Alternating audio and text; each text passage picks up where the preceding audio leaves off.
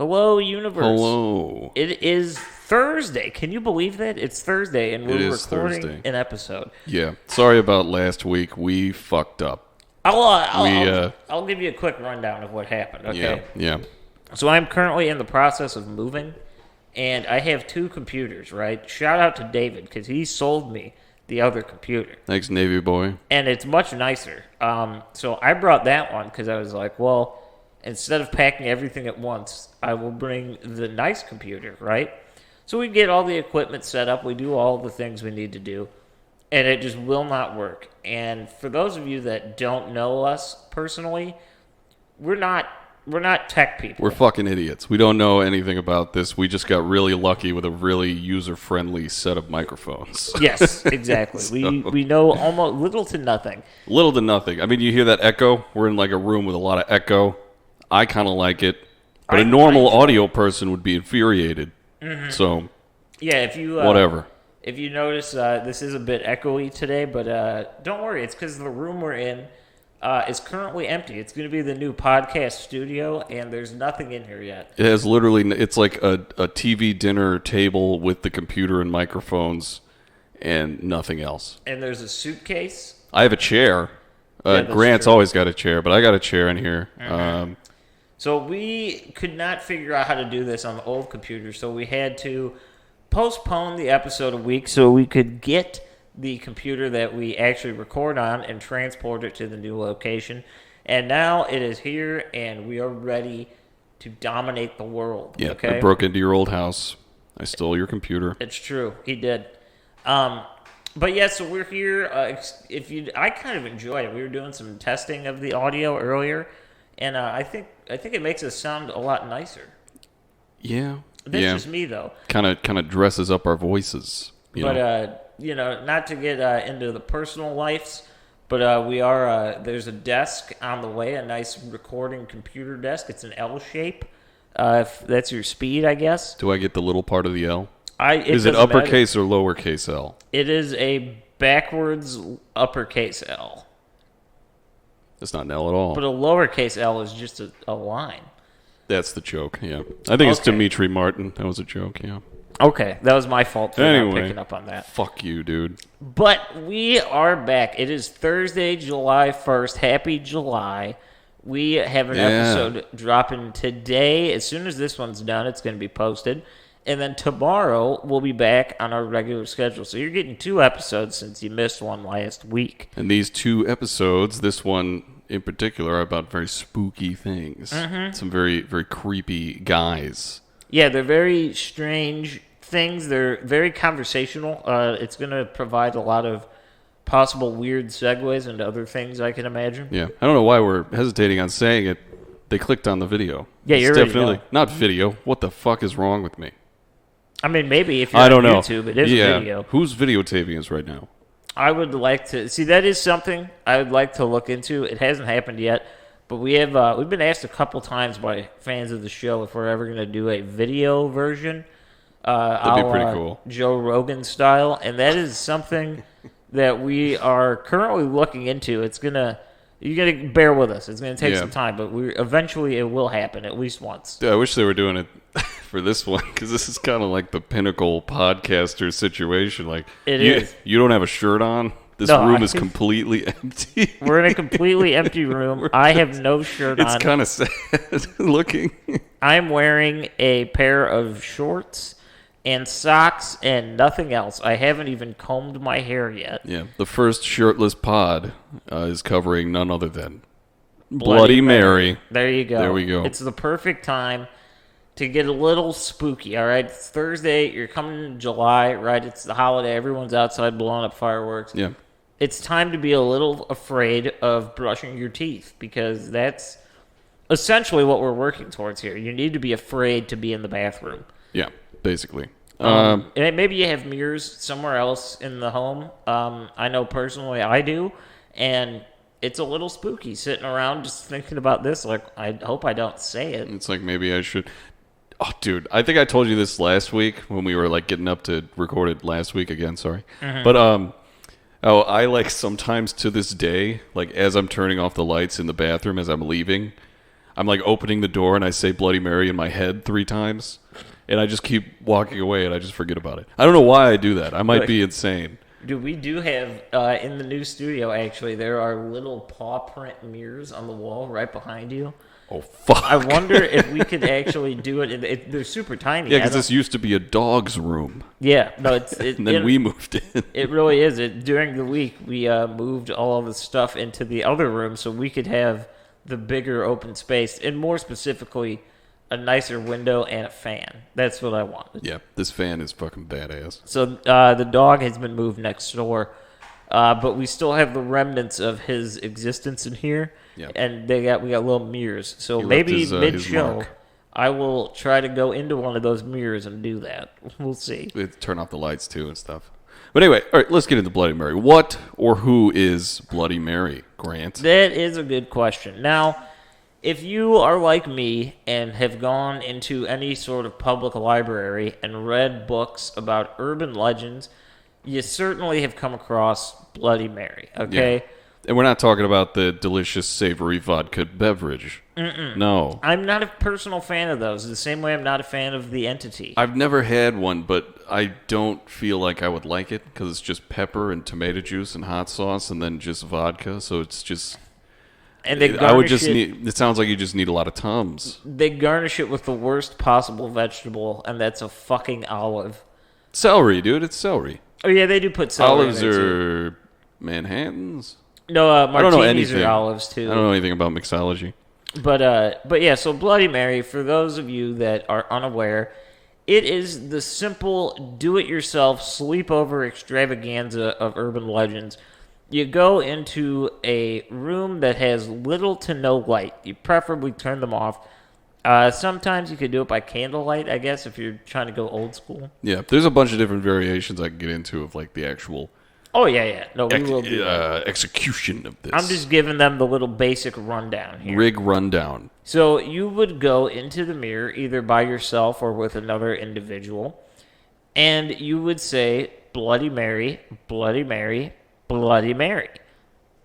And what would happen? What would happen if we did that, Jake? What occurs in this scenario, in this world? There are a lot of different things that are said to occur. Here, let's see. Most of them are not great. There are some that are positive. I will say that. There's some that are positive. Yeah. A lot of the times it's just like simply her showing up in the mirror is enough to like freak people out. Yeah, no, I'd like that would definitely freak me the fuck out. Yeah, if something that wasn't around me appeared in the mirror, I don't care what it could be. A Teletubby, for all I care, I would be very upset. Yeah, that wouldn't be good. But for some, it's just like, oh, she shows up and then you run. But yeah, that would be enough to make me freak out. But it's also said that she'll drink your blood like a vampire. Yep, I've heard that. It's said that she might claw your eyes out. That was the one that I grew That's up something, with. really? Not necessarily the eyes, but that was the story that I had always heard, was that she will like scratch your face. Essentially to death, unless you like ran away or something. I don't know. What the fuck? You get some scratches. I like never got that far in the lore, like from when I heard it when I was a kid, because everyone heard this when they were like in elementary school. At least for me, I believe like in probably like the U.S., like every kid knows about this. Yeah, it's kind of like how that rumor went around so many years ago that Marilyn Manson got a rib removed to be able to blow himself. It's one of those things that it just kind of got around. And there's a lot of people out there that have heard that, and it just simply isn't true. Yeah. You know what I'm saying? And I feel like it's one of those just like rumors, and and in a small time scale, like there's always that one kid in school who everyone spreads a rumor about him like fucking like some weird animal or something. Yeah, in our case, that actually did happen. There was an individual at our high school that actually had sex with a dog. Indiana. So that did happen, actually. Yeah. But I feel like shit like that, that whether it's true or not, I didn't know that was true. I thought that was just a rumor. Oh, no, it's true. Or who knows? But anyway, everyone knows about this from childhood. Like, I was telling people that, like, what the topic was as I was researching it these past 2 weeks. And they were like, oh, yeah, like, young or old, like, from the ages of, like, 62 to, like, 14, everyone knows about this. Mm-hmm. But I personally never heard of, like, what happens after you do, like, you turn the lights off, you close the door. Some say it has to be closed. Some say it doesn't have to be. And then you either have no light at all or a candle, and you just say her name 3 times. But apparently there's like versions where you say it like 13 times, and sometimes you have to like be spinning around in a circle at the same time for some reason. Yeah, and then I've also, upon my own research, I've learned at least, now these are all just stories. They're passed down word of mouth throughout the generation. So we're going to talk about some of the different versions. But the one original idea, at least that I've come across, is that she was more of a fortune teller. Yeah. You would chant, Bloody Mary, Bloody Mary, Bloody Mary, and she would appear to you and would give you glimpses of your future. So maybe she would be, in the form of your husband or your future wife or something along those lines. And then on the negative side, if you were to chant Bloody Mary, I have your baby 3 times. What? Yeah. She's a baby? Well, the way the lore goes is that Bloody Mary, funny enough, no one's ever actually been able to point to a specific instance of what this entity is or where it's from. For those of you familiar with the comic strip of Mary Worth, Oh, yeah. that is one of the... They're not related in any way, but that is one of the origin stories of this urban legend, I guess you'd call it. Mary Worth is the individual in question, and supposedly she suffered from many miscarriages, similar to another Mary that we'll be talking about later. Oh, yes. And by this direct chanting of Bloody Mary, I have your baby, that's where you get the vicious one. That's the one that shows up and tries to claw you, and scratches you and beats the fuck out of you. Yeah. It's also said that she could strangle you, curse you, all these things. So she's not happy. Yes, no, exactly. And this is not...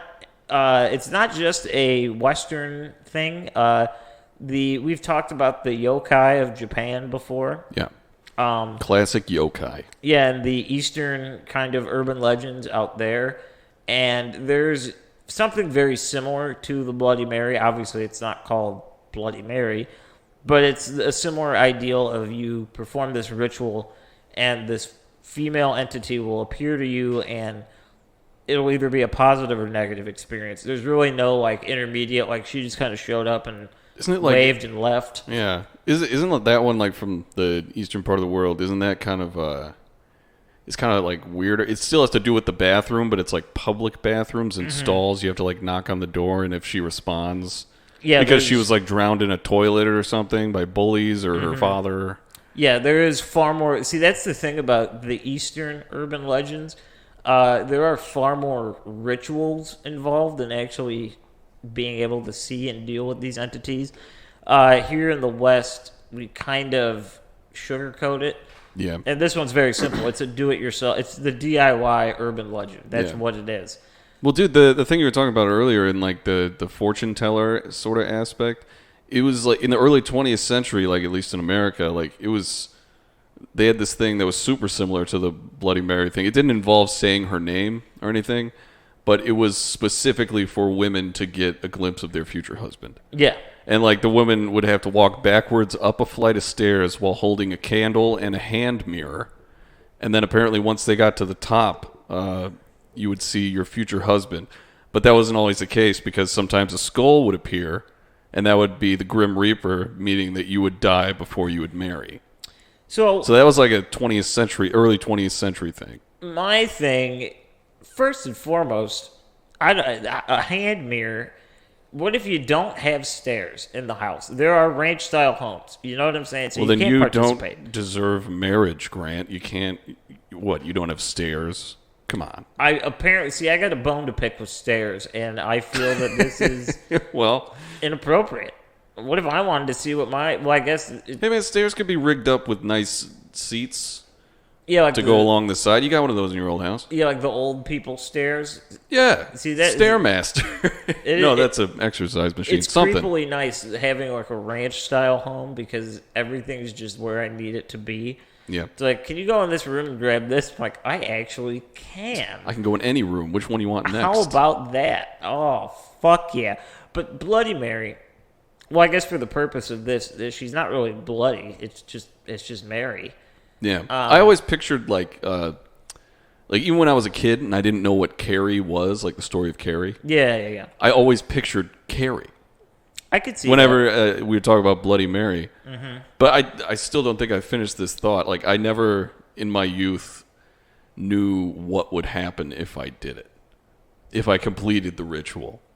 Well, like as it was supposed to happen. I think that specifically now is kind of what makes it still so prevalent. Like, I will say, with the birth of, social media and things like that, we've kind of moved past these old school Bloody Marys. What was that one, Momo or whatever, the picture thing? Momo's Big Adventure or something like that. It was like on YouTube. It was like telling kids to kill themselves or some shit. Yeah, like we've kind of moved past, we've kind of evolved our urban legends into a more internet style because that's just what we're used to. Yeah, dude, Slender Man was like a fucking, what was it, the winner of like an edit competition?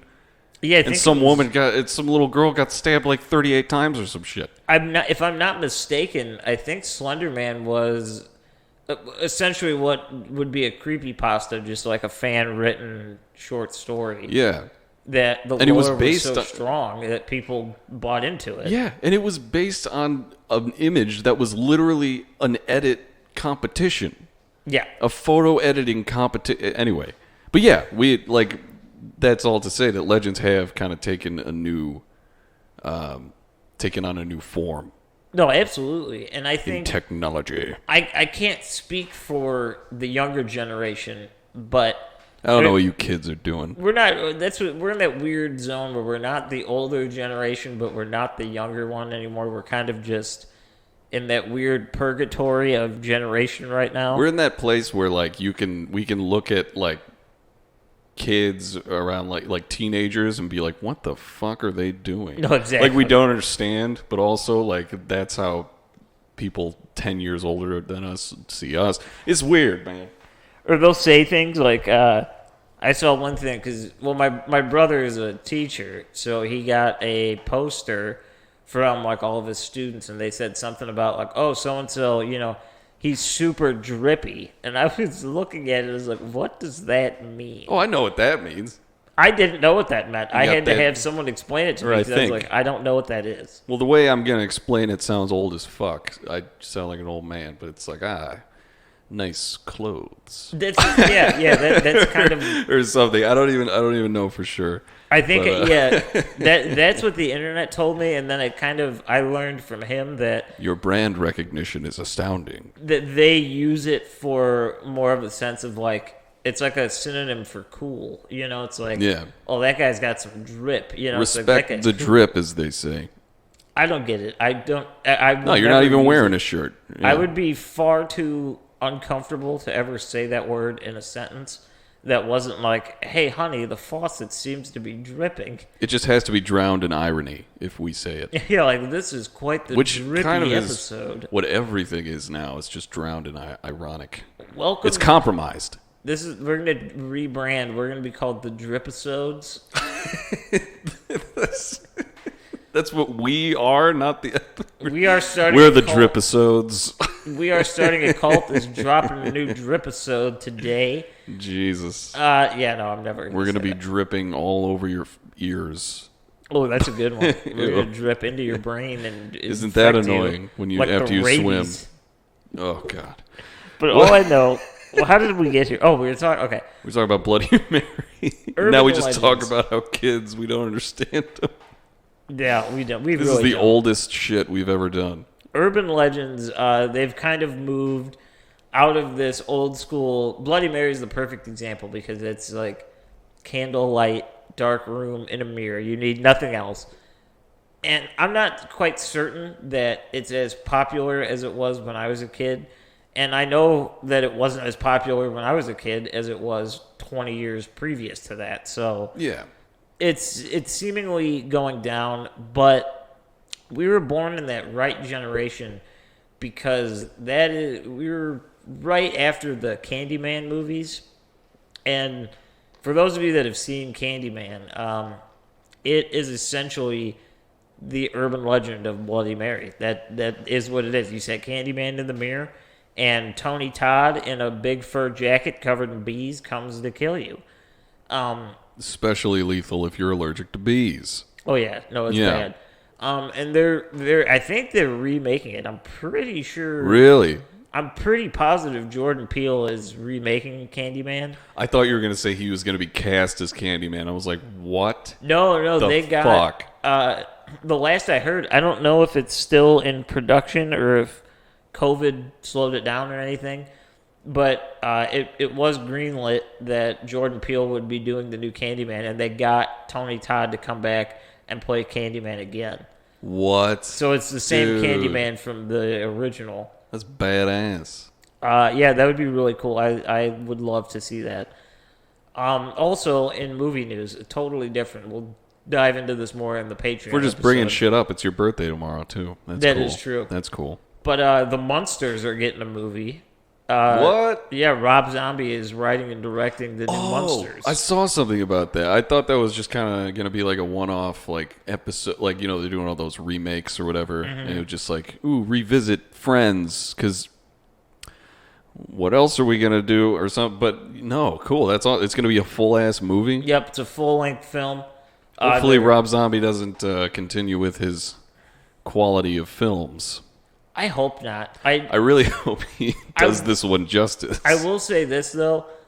When he wants to, he can make a decent movie. When he wants to. Yeah, dude, House of a Thousand Corpses? Are you shitting me? That's awesome. And I think that I'm hoping that the Munsters holds a special place in his heart to where he won't slap it together. I can't imagine they don't.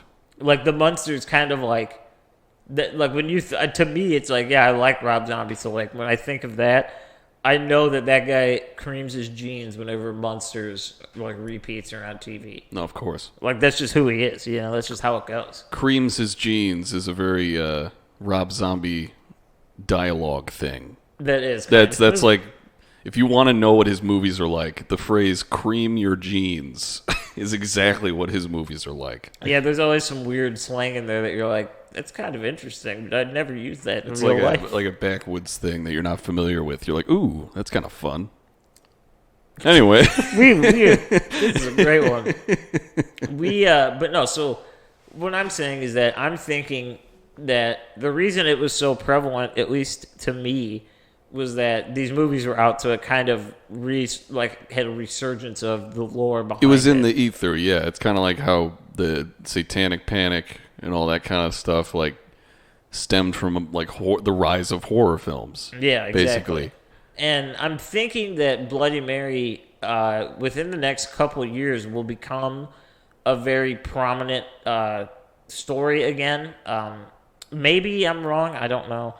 I'm Who thinking, fucking though, knows with this planet? I am excited because I really do believe that with all of this, especially if the new Candyman does come out, it's going to generate interest in the story, like the old school story. Yeah. And we're probably going to get very different origin stories and new revamps of it and different, for a lack of a better term, just different avenues that will lead us back to where this history starts. And that, I think, is the most interesting thing about the urban legend, is that it kind of travels through time and it just takes on like, oh yeah, well it did this. It's like a chameleon. It's not a chameleon. It like at the same time as it kind of like goes with each generation, and like they have their different like views on it, but it still more or less stays the same. Mm-hmm. It's like a chameleon, but it's also just like a timeless thing. Exactly. And like the vagueness of it, like what's gonna happen? How is the ritual actually done? Like all these like vague things, like kind of make it just interesting, and it just has staying power. It's pretty cool.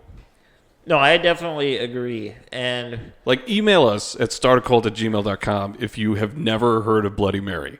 Yeah, because I would that be would be shocked. astounding. I would truly be shocked, especially because the way I see it is that And tell us what you think. if you're listening to this show, you already have a personal interest in some of the Yeah, things that we a talk proclivity for the weird. and I guess.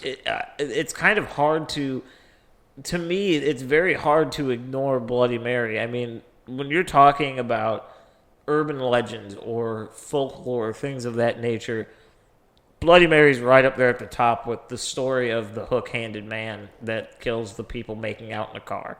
Yeah. It's just there. It's prevalent in the history of urban legends because it really is the most accessible one there is. You don't have to go anywhere. You can do it in your house. It's like you can just summon this entity and something will happen. It's like an archetype of fuck. Archetype is the only word that I knew I should say. I don't know how to follow it. I respect that. You know? We get what you're saying. It's an archetype of stuff. And for those of you that have never heard of it before, another example, if you haven't seen Candyman, in South Park, they make fun of the Bloody Mary again. With Biggie Smalls. Yeah, and Butters has to take Biggie Smalls to the devil's party, and the only way to summon him is you say his name in the mirror 3 times, like Bloody Mary. And I honestly, I feel like, I know it was a joke, obviously, and I'm not saying that Bloody Mary is real, because you can believe whatever you choose to believe, but for the purposes of this show, I'm going to just dive in and say that it is real. And I think that it's weird that South Park actually handled it in a good way, because I feel like that's exactly how it would go. If you were to summon Bloody Mary, maybe you'd get her in a good mood. Maybe you'd get her in a bad mood. I don't think it has anything to do with how you do the ritual. It's just timing. Or it would be just like in South Park where it's like, oh, fuck, I was about to eat the best meal of my life and you took me here. You got to take me back, motherfucker. Exactly. Exactly. That's the way I see it. It would be that maybe that's why we have so many varying stories of positive or negative. Maybe you caught her at a bad time. Maybe she's pissed. Maybe she doesn't want to be where you're at. I don't know. Maybe she was about to have that baby, and then it all just got interrupted by you. Yeah, you never know.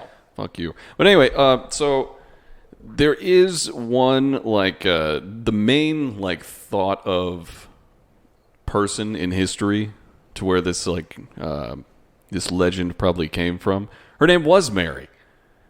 And I think we're about to get into a relatively dry but still pretty good story, a little historical journey we're about to take. Yeah, it'll paint the picture. Yeah. It might not be the most riveting read you've ever had, but it will give us a good image to where we can talk more about this. Yeah. So Legend of Bloody Mary, a lot of people think it came from Mary the First of England.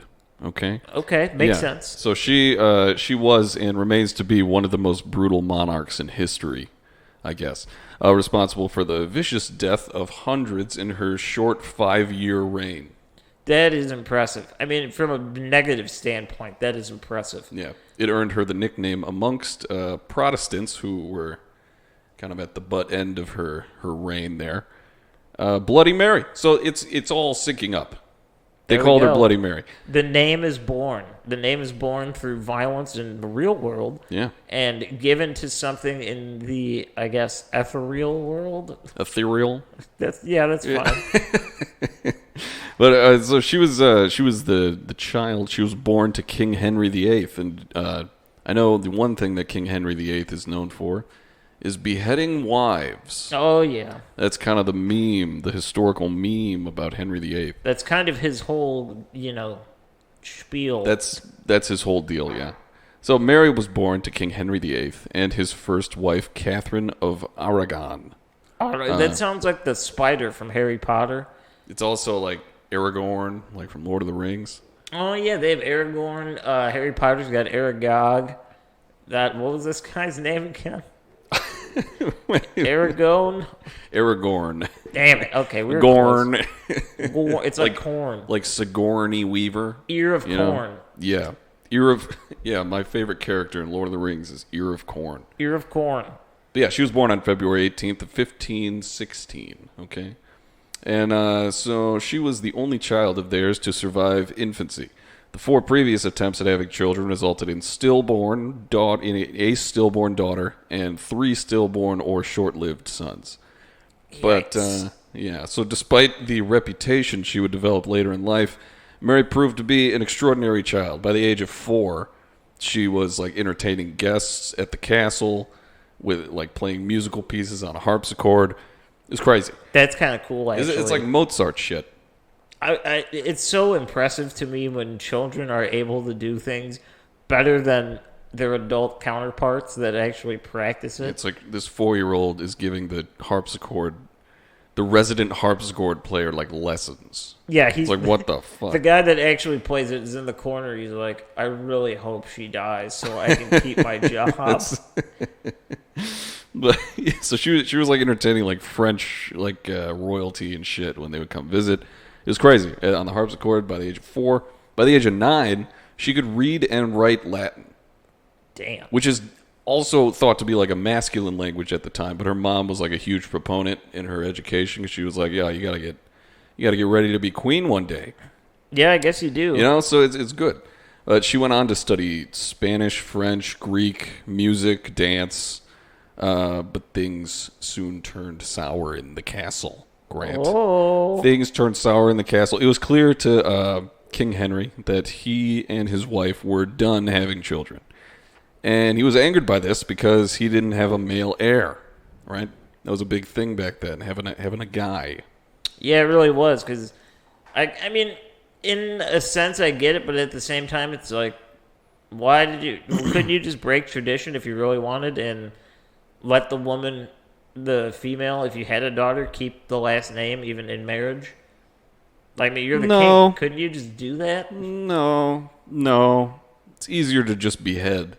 I Right? guess it is. Yeah. We're going to change tradition? No, kill the bitch. I would never change tradition. But anyway, so Henry, he then went to the Pope at the time, Pope Clement VII. Pope Clementine, he was an orange in a hat. Clement, and orange. What kind of hat? The Pope hat. This is, you know. oh, the Pope. Okay. And they put the little shoes on him, too, but he didn't really move very quickly. Oh, yeah.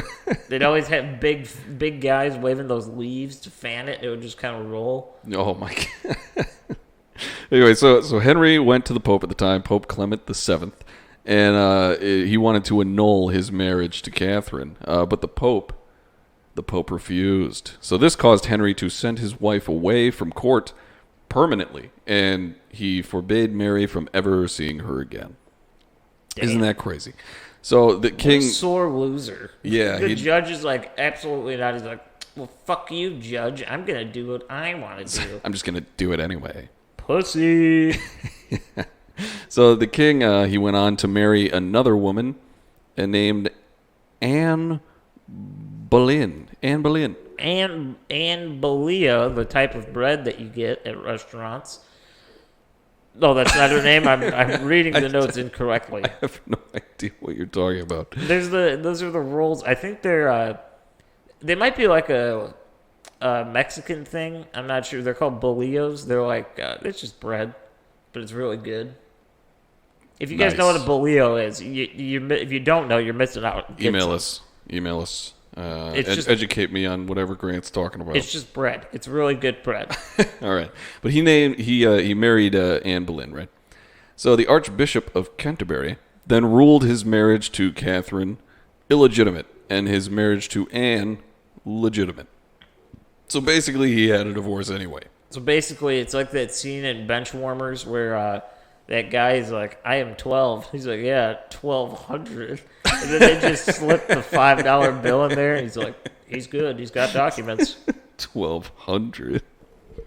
Oh, God. All right. So, yeah, the Archbishop did his thing. And this was followed by King Henry undermining the Pope and declaring himself the supreme head of the Church of England.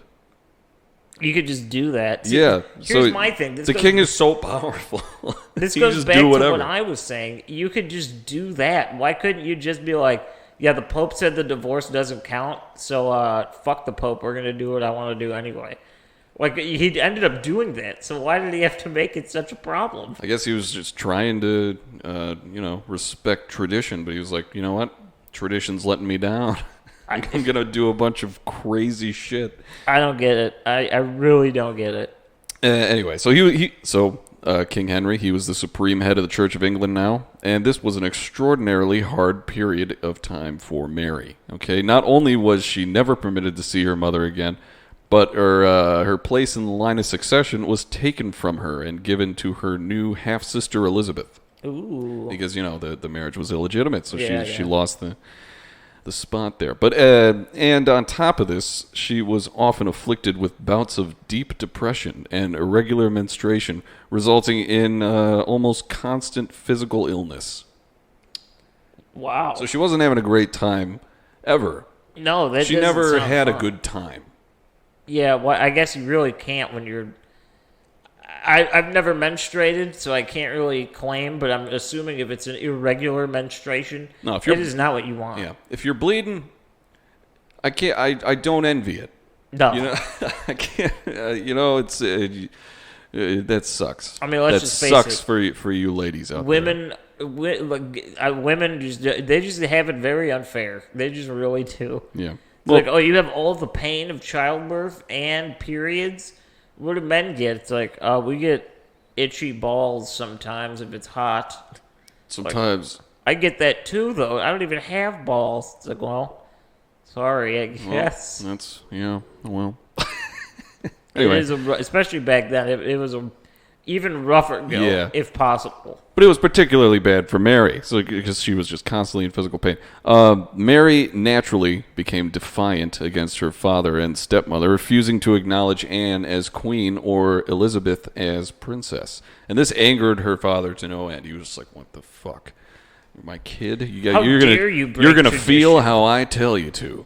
But anyway, What's wrong with you? these kids, they don't understand what I want. So this dispute between father and daughter resulted in the pair not speaking for over 3 years. And in that time, in 1536, Mary's mother, Catherine, fell ill and died. So she's dead. Mary's mom is dead. Mary remained forbidden to see her mother even as she was getting buried, and she was left inconsolable for a long-ass time. I believe that. Yeah. I would be inconsolable too. I mean, So it's I'm not, denying. it's not good. Mom's dying is never good. So, King Henry VIII, however, beheaded his second wife, Anne, that same year and married Jane Seymour.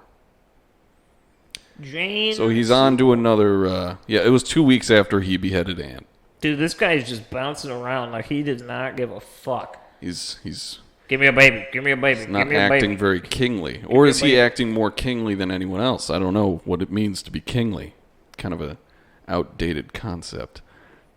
But luckily for Mary, Jane, the newest wife, the third wife, Jane urged Henry to rekindle his relationship with his daughter. Right, so this happened, and Mary was back in the line of succession.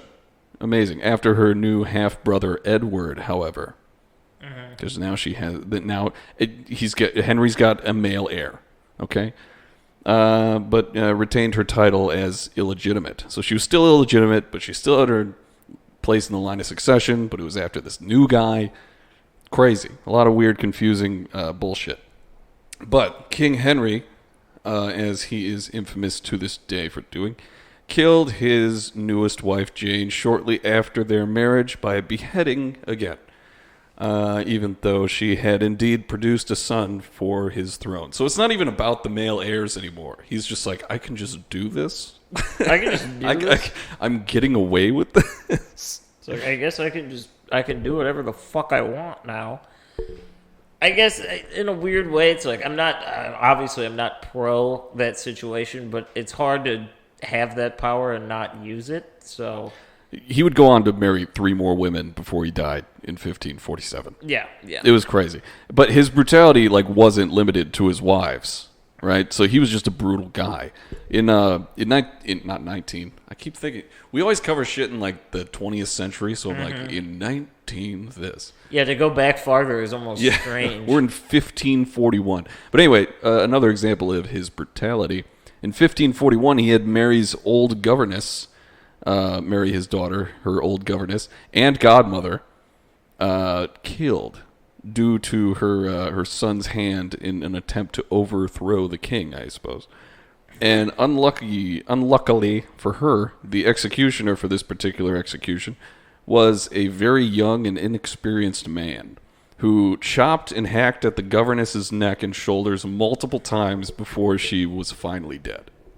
Yeah, honestly, even that's an episode in itself, the idea of executions and just how they can go wrong. There's so many A lot stories. of them just turned into like just a fucking meat grinder shit. Like, Yeah, it's insane. It was like, oh god, it's not working. Just do this. Oh God, kill him! God, kill him! Fight! Come on! It's like, Jesus, man. Yeah, that's bad. That's bad. Yeah, so this, I'm sure, did nothing to help Mary and the king's relationship, but could be said to have directly affected Mary's threshold for violence later in life. Wouldn't you say? I would kind of 100% say that. gets you used to it. But after Henry's death in 1547, his son Edward took the throne as like a very young child. Okay, so because of his youth, most matters of rule were referred to a regency council, mostly made up of Protestants. Okay? Okay. And King Henry VIII and his entire family, they were all Roman Catholic. Like, Mary was baptized in the Roman Catholic Church, right?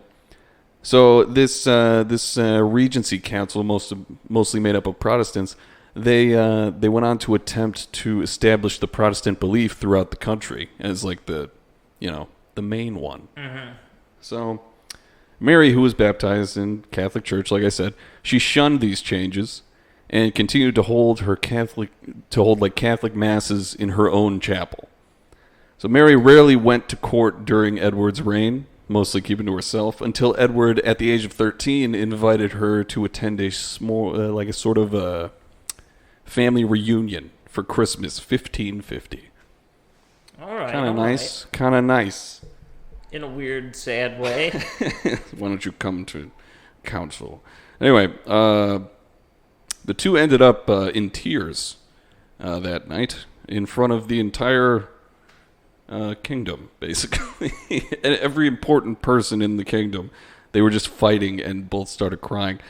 Because apparently, like, Edward, at the time, he was just like, I order you to take on, like, being a Protestant, and like, you have to shun Catholicism because that's just, I order it. I'm the king. That's the rules. That's the rules. And then she kept saying, no, I won't do it. And then they started to cry. Okay. You know, A crying. like she was like in her 30s. I think she was around 30 years old. But so yeah, Mary's refusal. She refused to do it. So this was a rough time. It was a rough reunion. But 2 years later, at the age of 15, Edward died of a lung infection. Yikes. Okay? So before He was this... vaping. He may have been vaping. So he... before this... Well, let's see. Before this, he foresaw his death fast approaching, right? And he didn't want Mary to take the throne, okay? So he had Mary removed from the line of succession, as she is pretty, used to at this point, I guess. Instead of leaving the throne leaving the throne to distant relative, Lady Jane Grey. Jane Grey. So still in the family, just kind of side character in the whole thing. But Mary was invited to visit Edward on his deathbed, but heard through the grapevine that this was an invitation. It was part of a plot to imprison her so as to, ensure a smooth transfer of power. Right. Okay. So instead of going to England, Mary went to East Anglia, where she had an immense amount of support, so much so that she formed a militia of over 800 men. And on the day that Lady Jane was given power, Mary and her troops invaded, overwhelming the castle, and she came out triumphant. So she's in charge now. She's the head honcho. She is the queen. Okay? And so Mary's reign, it goes down in history for many reasons, but none stand out more than her revival of heresy laws with the help of Pope Julius III. And this is where we get into the bloody aspect of Mary. Orange Julius. It's all coming together here, guys. The most delicious Julius. But so these laws were Roman Catholic guidelines, basically. and to go against them was punishable by death. Given that Protestant belief had become established under previous rule, this made a lot of people fucking scared. It was big trouble for a lot of people. Big Trouble in Little East Anglia There we go. by John Carpenter. That would be amazing. Dude, we gotta get that movie made. But, all right, so let's see. Over 800 Protestants fled into exile due to these laws, okay? And those who remained and openly spoke about their beliefs suffered greatly. And a total of 283 Protestants were executed by being burned at the stake. Ooh, that's not a fun way to go. Yeah, and these were not all at once. It was like a regular, consistent thing throughout the entirety of her 5-year reign. She would just burn motherfuckers. You're And- burned. Burnt. But anyway, yeah, even if the individuals would renounce their Protestant beliefs before Mary and the Pope and God, Mary would still have them burned anyway. Okay, yeah, that And makes sense. she was so brutal with these like flippant executions throughout her reign that these hundreds of Protestants were later seen as martyrs by the citizens, and like a deep-seated hatred for the Catholic Church and the Spanish, because she was married to a Spanish guy. Okay. Yeah, that was ingrained into them, right? Yeah, that makes sense. And for good reason, you know? I mean, like, Mary would burn men, women, children, even women who were pregnant, especially women who were pregnant, actually, because she had a very big problem with pregnancy. She was unable to do it. Yeah, she had some. She couldn't get it going. Yeah, lots of not children. What a bitch. That's just what we're getting at. But so she burned a lot of people, and Not in the she didn't have any sense kids. of like, oh, she grifted some people. No, she killed them she with didn't fire. like verbally school them or something. But she would later die in 1558 from immense amounts of pain from what is now suspected to have been ovarian cancer. Ooh. Probably had a lot to do with the lack of children. Yeah, I'm sure that didn't help in any Yeah. instance. Yeah, so she was 42 when she died.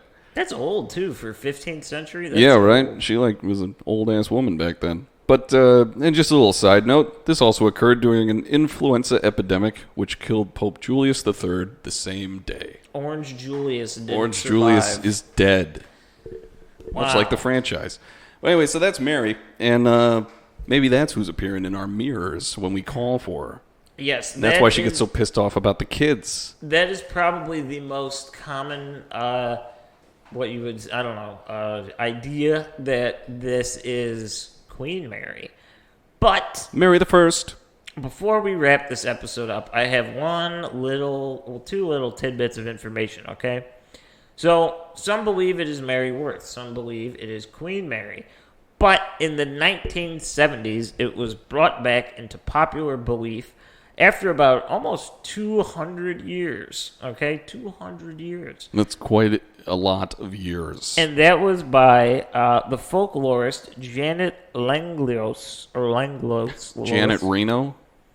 She wrote an essay called Mary Wales, I Believe in You, which, funny enough, was published in a little something called Indiana Folklore, a reader, Holy shit, that's us. in the year 1976. So this is where she kind of breaks down the different versions of where the legend had come from. And it's kind of given us the big three. So that would be Mary Worth, Queen Mary or Bloody Mary, and Mary Wales. We got different stories here. Some believe Mary Worth was a woman who was tried for witchcraft and burned at the stake. And then in contemporary stories, she is killed in a car crash along with her young baby, okay? A lot of kids dying and a lot of people being burned. Those are some commonalities here. I have one last thing for this episode, okay? This is something we've actually never done before, and we probably will not continue doing, depending on the topic that we are discussing, because you don't really need to go do these things for yourself. But I feel that since this is so big, I'm using this as pure information. I'm recommending you don't try this at home in the instance that it is real. What are we about to do? I am going to give you the exact ritual, how to do it, when to do it, where to do it, why to do it. And if you want to try it at home, it is completely up to you. We are in no way endorsing you to go do this, okay? So, first and foremost, you're going to want to make sure you know where to play, okay? So it needs to be in an indoor setting. So you cannot bring a mirror outside. It has to be indoors. Damn it. The only requirement is that it needs to be completely void of light. So, I'm not saying do this in a vacuum, but do this in a room where you can close some very heavy-duty blinds and turn the lights off, and it's in complete and utter darkness, okay?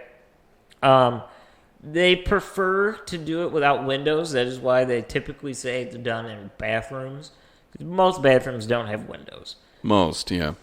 Dude, although yeah. this is very derailing, I was in the studio this past weekend, like recording some songs, and that bathroom has a window right there, and there's just like a yard with their kids playing. I'm just like, oh no, there's no blinds or anything, but I had a good time. Anyway, keep going. Okay, so that is step number one. You got to find the area. You don't have to do anything in particular to the area. Just make sure that it is a preferably windowless room with a mirror. If you have to go into a room with windows, make sure they can be completely blacked out for this purpose.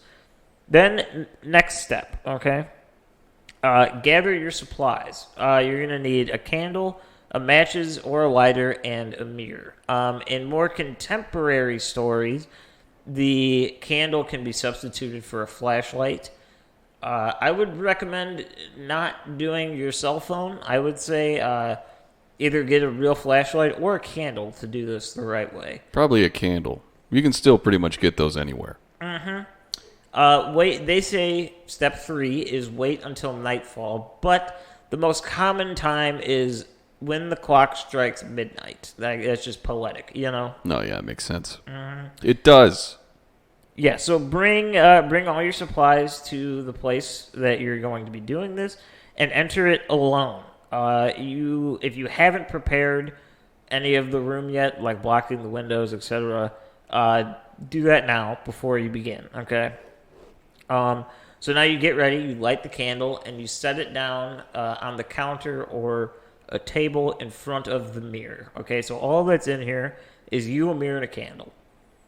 Step 4. This is where you face the mirror, okay? You have to stare into your own eyes. This is important. You have to make eye contact with yourself, okay? Windows to the soul. They recommend that you be brave and be fearless. I understand that might not be a possibility in this instance, so do your best. Whenever you're ready, begin repeating the name Bloody Mary. So you say it out loud, begin kind of softly, and then each time you repeat it, add more volume to it. Repeat it once, then twice, then 3 times. They say you can do all the way up to 13, but for this instance, you do it 3 times. To do a crescendo 13 times, you're going to be loud at the end there. Yes. Okay, so now you look in the mirror.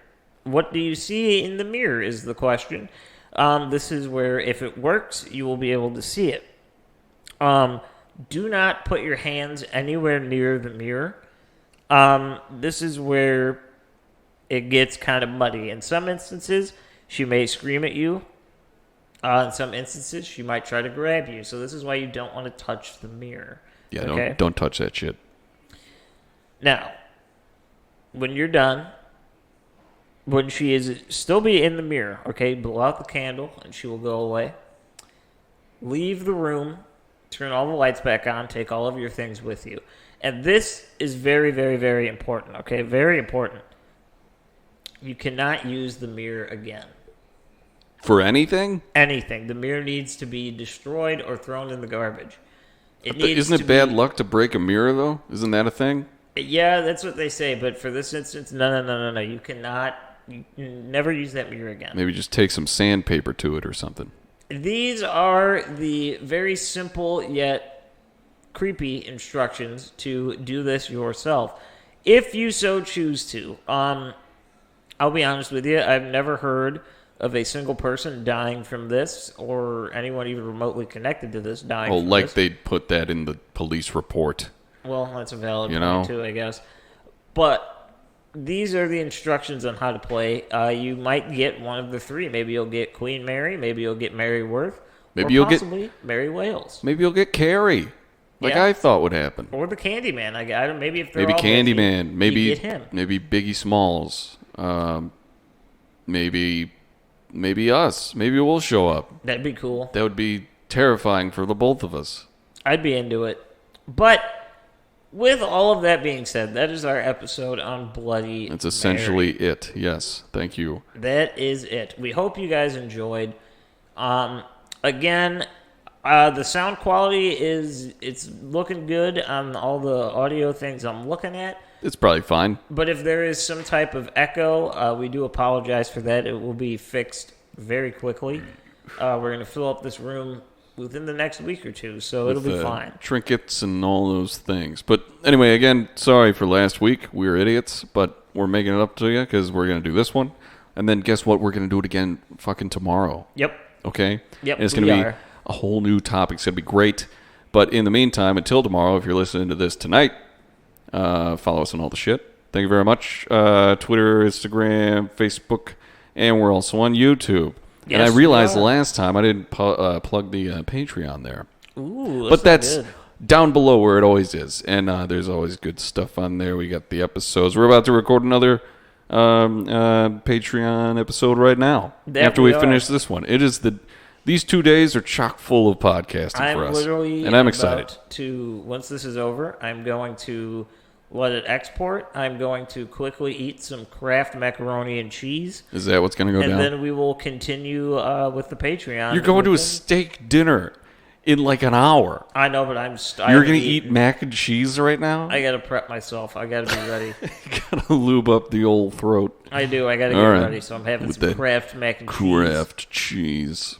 Sponsor us, Kraft. We love you guys, and Yeah. we will see you tomorrow. Kraft, the perfect lube for your throat.